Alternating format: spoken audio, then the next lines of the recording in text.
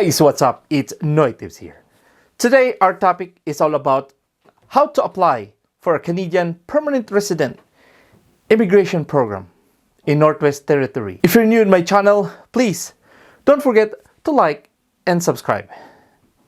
And don't forget to click the notification bell so that you'll be notified if I have a new video uploaded on my channel. Let's get started.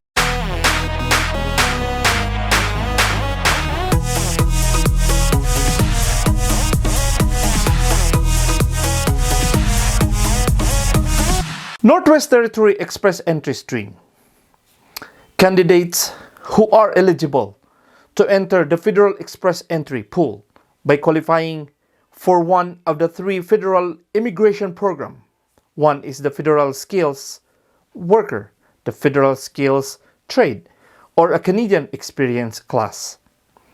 May also be eligible for a Northwest Territory Express Entry Stream, which nominees certain potential immigrants who meet the criteria for a skilled worker stream. The minimum requirements for the application or the applicants under this skilled worker stream to be considered as eligible under the Northwest Territory Express Entry Stream foreign national must be have a legal status to work and hold for a valid work permit if resident in Canada. Second one is intend to settle permanent in the Northwest Territory. The work of the NOC Skill Level 0 or A or B occupation. Have a requirements certificate accreditation for occupation based on the employer's requirement. Have the formal education and or specified training required for a specific position. Meet the Nwt certification, license and regulation requires for a job if applicable. Be able to sufficiently communicate in English. The Northwest Territory has two programs. The first one is employer-driven program. The second one is the business-driven program. The first one, the employer-driven program of the NTNP, enable to the employer recruit the skilled worker from abroad with the necessary skills and experience to fill the position and qualify for this permanent resident availability. There are three streams under the employer-driven program. One is the Criteria Impact Program or Impact Worker, and then the Skilled Worker and the Northwest Territory Express Entry. The minimum eligibility or criteria.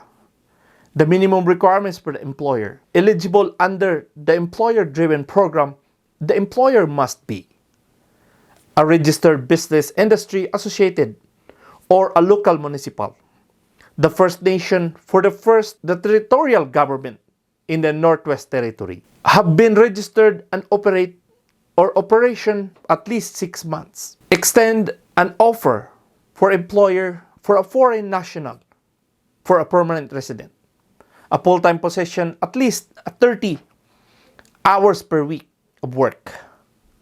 The minimum requirements of applicants to be considered to eligible under the employer-driven program, the employer or the foreign national must be have a legal status to work and hold a valid work permit if currently residing in Canada.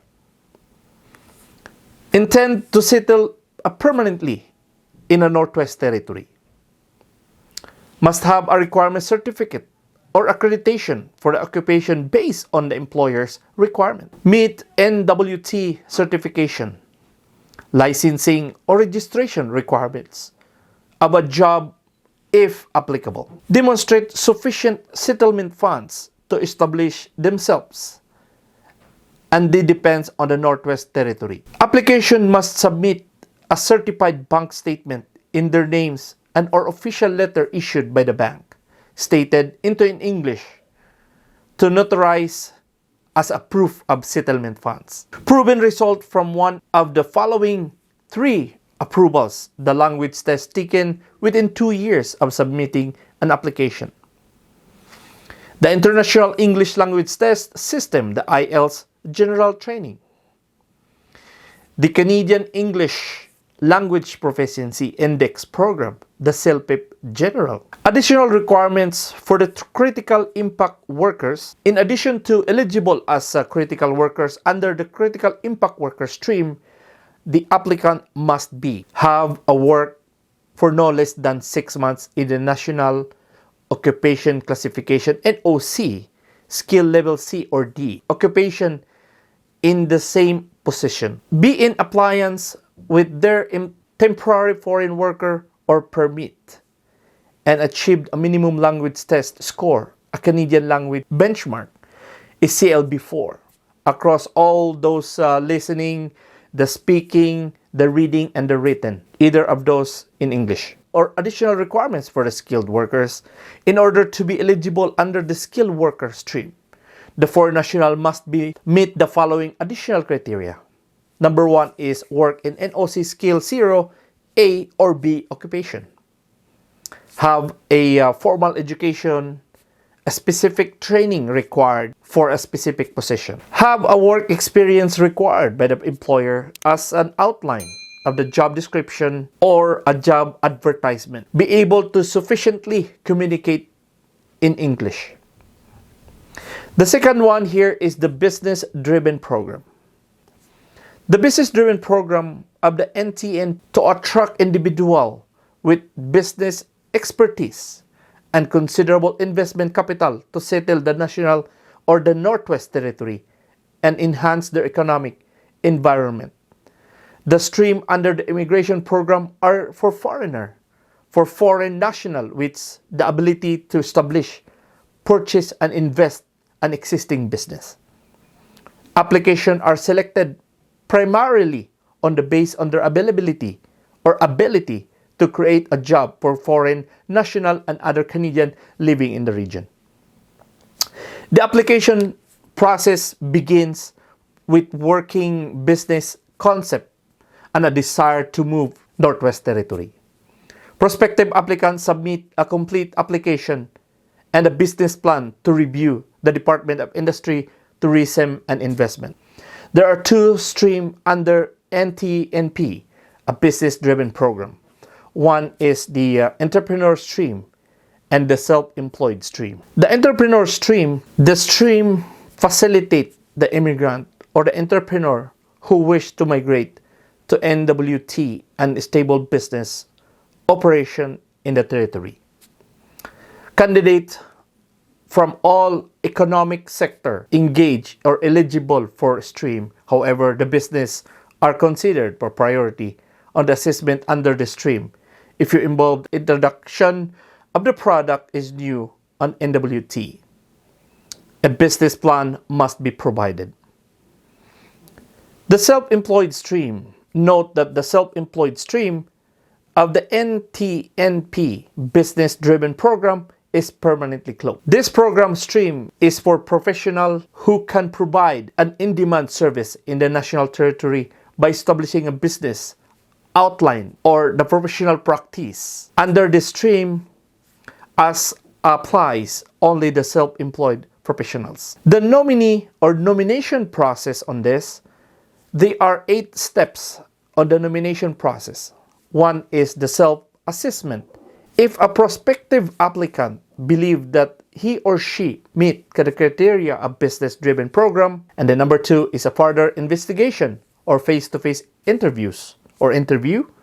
Prospective applicants are required to make a business trip to gain more comprehensive understanding of the Northwest Territory. Number 3 steps is initiate the applicant process and pre-screening.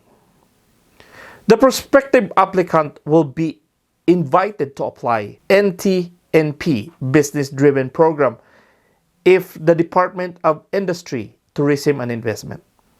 The number 4 is formal application. Once invited, formality apply.